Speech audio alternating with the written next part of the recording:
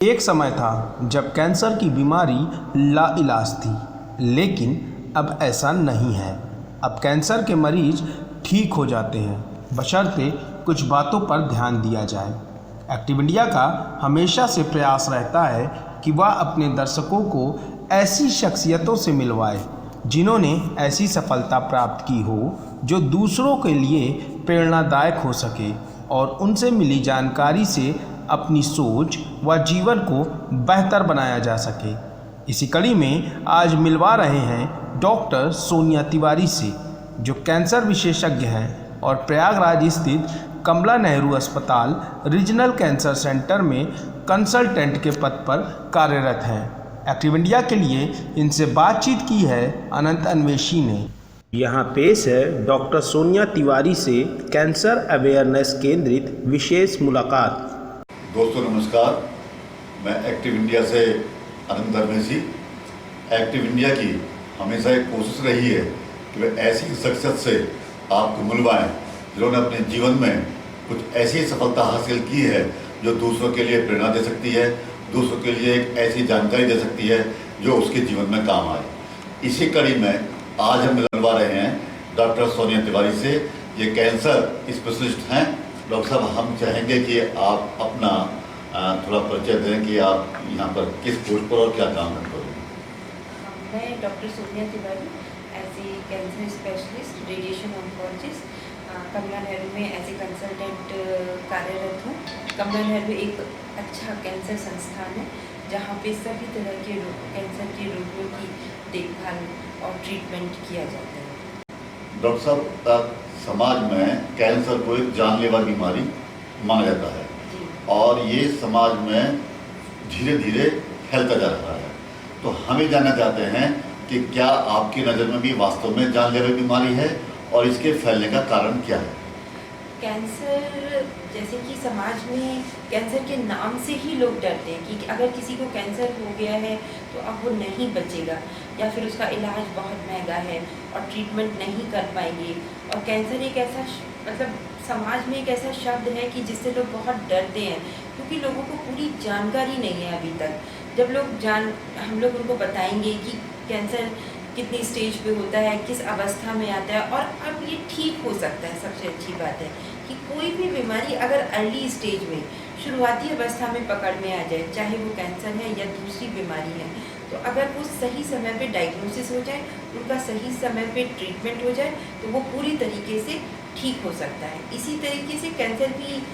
का इलाज भी अगर शुरुआती अवस्था में हम इसको डायग्नोस कर लें और उसका सही से ट्रीटमेंट हो जाए तो वो ठीक हो सकता है। ऐसा नहीं है कि आज की डेट में कैंसर एक लाइलाज बीमारी रह गई है। जैसे दूसरी बीमारियां ठीक होती हैं, ऐसे ही कैंसर भी ठीक हो सकता है और इसका पूरी तरीके से इलाज संभव है। डॉक्टर साहब, ये तो बात आपने ठीक की, लेकिन जैसे अब कोई भी आदमी डायबिटीज टेस्ट करना चाहता है तो उसका टेस्ट हो जाता है, कोई ब्लड प्रेशर टेस्ट करना चाहता है, अल्ट्रासाउंड, मतलब बहुत सारी बीमारी के टेस्ट ऐसे हैं जिनको वो करा के पता चल सकता है। लेकिन कैंसर का एक तो हमारी जानकारी में समझें कि ऐसा कौन सा टेस्ट है जो कैंसर की जानकारी हो, दूसरे इसके ऐसे कौन से सिम्टम हैं जिसके माना जाए कि इनको हमको कैंसर हो सकता है। क्योंकि आपने कहा कि यदि अर्ली स्टेज में पता चल जाए तो इसका इलाज है, लेकिन हमारी जानकारी में अर्ली स्टेज में ये नहीं पता चलता है, ये काफ़ी गंभीर हो जाने पर पता चलता है। तो इस मामले में आप क्या कहते हैं? कैंसर के कुछ, ये तो सही बात है कि कैंसर का पता लगाना शुरुआती अवस्था में मुश्किल होता है, लेकिन कुछ ऐसे कैंसर हैं जिनको हम शुरुआत में ही बड़ी आसानी से पता लगा सकते हैं। जैसे मुंह के कैंसर हो गए, महिलाओं में स्तन कैंसर है, सर्वाइकल कैंसर यानी बच्चेदानी का कैंसर, और भी कुछ ऐसे कैंसर हैं जिनको हम देख के, और कुछ ऐसे लक्षण होते हैं जिनको हम, अगर कोई असामान्य ऐसे लक्षण दिख रहे हैं तो आप डॉक्टर को जाके एक बार सलाह लें, और अगर उसमें बीमारी पाई जाती है तो उसका जल्दी से जल्दी इलाज हो सके। जैसे कुछ ऐसे लक्षण होते हैं जो आप देखकर जो असामान्य हो सकते हैं, जैसे शरीर में कोई गांठ है, शरीर के किसी भी हिस्से में कोई गांठ है और वो बढ़ती जा रही है धीरे धीरे, और उसमें दर्द भी नहीं हो रहा है, क्योंकि कैंसर में दर्द शुरुआती अवस्था में नहीं होता है, बाद में जाके होता है। तो कोई भी गांठ है, जैसे स्तन में ही कोई गांठ है धीरे धीरे बढ़ रही है, लोग उसे नज़रअंदाज कर देते हैं कि ऐसे ही है, ठीक हो जाएगा, नहीं दिखाएंगे, बाद में दिखा लेंगे। तो इस तरीके से करके वो बढ़ जाता है। तो अगर ऐसा कुछ है शरीर में दिख रहा है तो आप ज़रूर जाके एक बार डॉक्टर को दिखाएं। इसके अलावा अगर मुंह में कोई अल्सर है, घाव है और ठीक नहीं हो रहा है, जैसे जो लोग पान तंबाकू खाते हैं उनके मुंह में सफ़ेद रंग के या लाल रंग के धब्बे बढ़ जाते हैं, धीरे धीरे उसमें घाव हो जाता है, वो बढ़ने लगता है, फिर उसमें दर्द भी शुरू हो जाता है, दवाई खाने से वो घाव ठीक नहीं हो रहा है, बढ़ता चला जा रहा है, तो ये सारी चीज़ें असामान्य होती हैं। तो एक बार जाके डॉक्टर को ज़रूर चेकअप कराएं कि ये कहीं कोई कैंसर की बीमारी तो नहीं। इसके अलावा अगर खाने पीने निकलने में कोई दिक्कत हो रही है, स्पेशली आफ्टर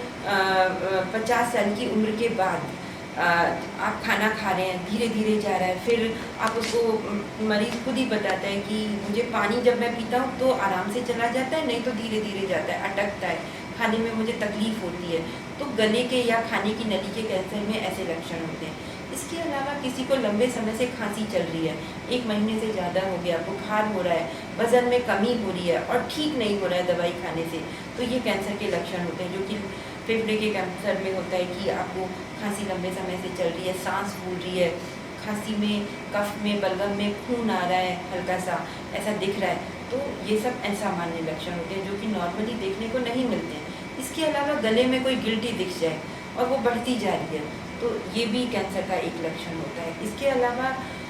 आवाज़ में कोई चेंज आ जाए, बदलाव आ जाए, मोटी हो जाए और वो धीरे धीरे बढ़ रही है वो सारी चीज़ें, तो गले के कैंसर में ऐसा देखने को मिलता है। इसके अलावा आपका नीचे से, जैसे माहवारी के अलावा महिलाओं में स्पेशली, कि उसके अलावा अगर ब्लीडिंग होती है, खून जाता है माहवारी के अलावा और गंदा पानी जा रहा है नीचे से, तो ये बच्चेदानी के कैंसर का लक्षण हो सकता है। और अगर आपकी डेली हैबिट्स में कोई चेंज है, जैसे स्टूल, जैसे आप लैट्रिन जाते हैं, स्टूल पास करते हैं तो कभी पतला हो रहा है, कभी कड़ा हो रहा है, उसमें कॉन्स्टिपेशन हो रहा है, कभी कब्ज हो रहा है और डायरिया हो रहा है, उसमें खून आ रहा है, तो उसको लोग ज़्यादातर पाइल्स समझ के ट्रीट करते रहते हैं। तो लेकिन ये कैंसर का लक्षण हो सकता है, इसको ढंग से जाके एक बार डॉक्टर को दिखा लेना चाहिए। या फिर पेशाब में कोई खून आ रहा है, पेशाब मुश्किल से हो रहा है, ये लक्षण पेशाब की थैली के कैंसर में या फिर प्रोस्टेट कैंसर में होते हैं, कि पेशाब मुश्किल से आ रहा है या रुक रुक के आ रहा है, ठीक से नहीं हो रहा है, बार बार जाना पड़ता है, ये सारी कुछ असामान्य लक्षण होते हैं। और बच्चों में जैसे ब्रेन ट्यूमर में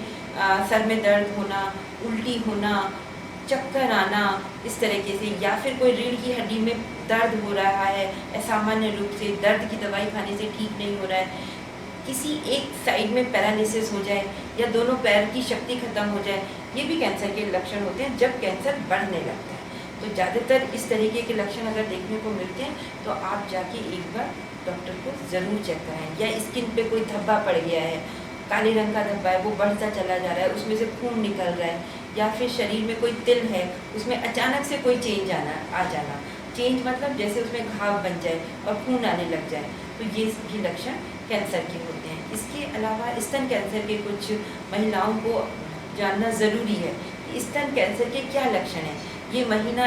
जो है अक्टूबर का महीना ब्रेस्ट कैंसर अवेयरनेस मंथ के रूप में भी जाना जाता है, जिसमें हम ये जानकारी देते हैं कि ब्रेस्ट कैंसर क्योंकि महिलाओं में बड़ा ही कॉमन कैंसर है, ज़्यादातर देखने को मिलता है, तो उसके कुछ लक्षण होते हैं जो हर महिला ध्यान में रख के उसको जानना चाहिए कि अगर ऐसे कोई लक्षण है तो वो दिखाएं। क्योंकि महिलाओं में सबसे ज़्यादा दिक्कत है कि वो हेजिटेट करती हैं, बताती नहीं हैं, छुपाते रहेंगे या फिर घर में कोई ध्यान नहीं देगा उनकी सेहत पे, तो ये सारी चीज़ें बढ़ती जाती हैं। जैसे स्तन में कोई गांठ हो गया है या स्तन का असामान्य रूप से आकार का बढ़ना, साइज और शेप में कोई चेंज बढ़ रहा है या घट रहा है, तो ये भी एक लक्षण है, तो स्तन कैंसर हो सकता है। इसके अलावा निपल से कोई खून आ रहा है या डिस्चार्ज आ रहा है रेड कलर का, या फिर स्किन जो है स्तन की अंदर की तरफ धंस गई है, जैसे संतरे की आपने देखा होगा कि उसमें छेद छेद से होते हैं स्किन पर, इस तरीके का कोई चेंज दिखता है, तो ये स्तन कैंसर के लक्षण होते हैं। इसके अलावा निपल का अंदर की तरफ धंस जाना या फिर बगल में गांठों का होना, कई बार गले में भी गांठें आ जाती हैं स्तन कैंसर में, छोटी मतलब गांठ के साथ साथ ऊपर भी स्तन में भी गांठ है, बगल में गांठ है और ऊपर की तरफ भी आ जाती है, या फिर सीधे ही ऊपर की तरफ आ जाती है गले में। तो ये सारे लक्षण कैंसर के हो सकते हैं, तो इन पर ध्यान देना बहुत ज़रूरी है। और ये ऐसे लक्षण है कि जिनको हम आसानी से नोटिस कर सकते हैं। जो चीज़ हमें पता नहीं होती है, जिसको हम नोटिस नहीं कर सकते, वो एक अलग बात है कि ठीक है हमें नहीं पता चला, लेकिन जो चीज़ें सामने से दिख रही हैं उनको एटलीस्ट इग्नोर ना करें, उसमें लापरवाही ना बरतें और जल्दी से जल्दी जाकर अपना पूरी तरीके से चेकअप करा के कि ये क्या है बीमारी, इसके बारे में डॉक्टर से बात कर लेनी चाहिए, दिखा लेना चाहिए टाइम से। डॉक्टर साहब, वैसे तो आपने काफ़ी विस्तार से बता दिया, लेकिन हमको लगता है कि ये कैंसर की बीमारी अभी लगता है शरीर के और क्षेत्रों में हो सकती है जो शायद आपसे बताते वक्त रह गई हो। लेकिन जैसा अभी आपने बताया कि ब्रेस्ट कैंसर का हम ये अक्टूबर के महीने में अवेयरनेस प्रोग्राम बनाते हैं, तो क्या और प्रकार के जो कैंसर हैं उनका भी अवेयरनेस प्रोग्राम आप कराते रहते हैं? यस, अदर कैंसर के भी हर महीने कोई ना कोई अवेयरनेस कैंसर के बारे में होता ही रहता है। जैसे अगले महीने लंग कैंसर अवेयरनेस है, सर्वाइकल कैंसर अवेयरनेस मंथ होता है, ऐसे बहुत सारे हैं। लेकिन उनका पर्पस यही होता है कि लोगों को इस बारे में सही जानकारी देना कि कैंसर क्या है, क्या इसके लक्षण हैं, इसको हम कैसे पता लगा सकते हैं, क्या इसकी जांचें हैं, और अगर किसी को हो गया है तो डरने की ज़रूरत नहीं है, उसमें परेशान होने की ज़रूरत नहीं, क्योंकि अब इसका इलाज संभव है। कुछ कैंसर ऐसे हैं जो पूरी तरीके से ठीक हो जाते हैं, कुछ कैंसर हाँ ऐसे होते हैं जिसमें मुश्किल होती है, या फिर वो देरी से पता लगते हैं, उसमें हम कुछ नहीं कर सकते, या फिर किसी को पता ही नहीं चला कि इस तरह के, जैसे पेट के कैंसर हैं, आंतों के कैंसर हैं, कितनी बार देर से पता लगते हैं। तो अगर कोई ऐसी चीज़ें सामने आपको लगता है कि कोई बदलाव आ रहा है, तो एटलीस्ट जाके अपना चेकअप ज़रूर कराएं। वैसे भी साल में एक बार डॉक्टर को दिखा लेना अच्छा ही रहता है, जिससे आपकी सारी जांचें हो जाएं कंप्लीट। डॉक्टर साहब, देखने में ये आया है कि यदि किसी के घर में किसी को कैंसर हो गया और उसकी आर्थिक स्थिति थोड़ी भी ठीक है, तो तुरंत वो बॉम्बे अपने ट्रीटमेंट करने के लिए जाने की कोशिश करते हैं। तो कैंसर के मामले में एक मुंबई ज़्यादा जाना पहचाना क्षेत्र माना जाता है, और आप जहाँ कंसल्टेंट हैं,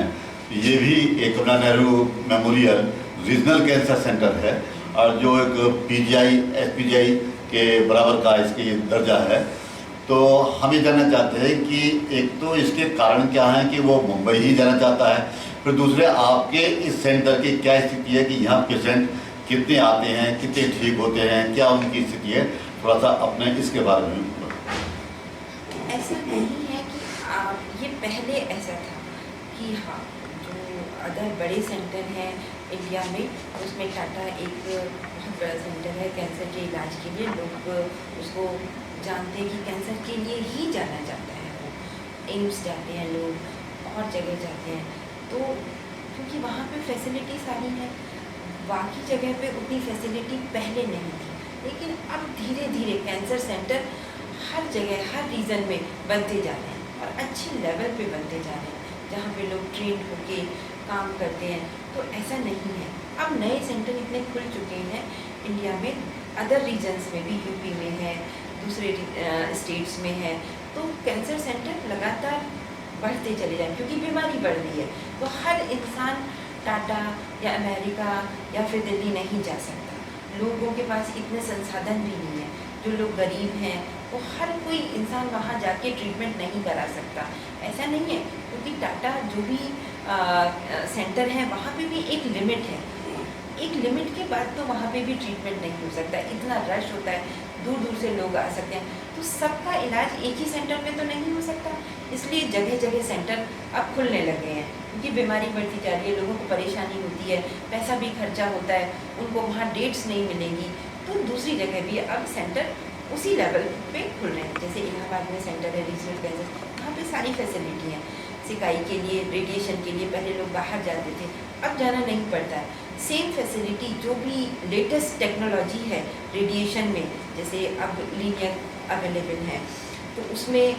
हाईली एडवांस ट्रीटमेंट होता है, जिसे कि हम IMRT या IGRT बोलते हैं। तो ये अब लीनियर जहाँ जहाँ भी लगे हैं सेंटर पे, हमारे यहाँ भी लगा है, तो उसमें वही फैसिलिटी अवेलेबल है जो दूसरी जगह बड़े सेंटर्स पे है। तो ऐसा नहीं है आज की डेट में, और सारे इलाज संभव है, जैसे सर्जरी के लिए लोग ट्रेंड सर्जन हर जगह अवेलेबल है। सेंटर में जो कैंसर सेंटर होते हैं तो वहाँ पे भी उसी लेवल की सर्जरी होती है और हर तरह की सर्जरी होती है।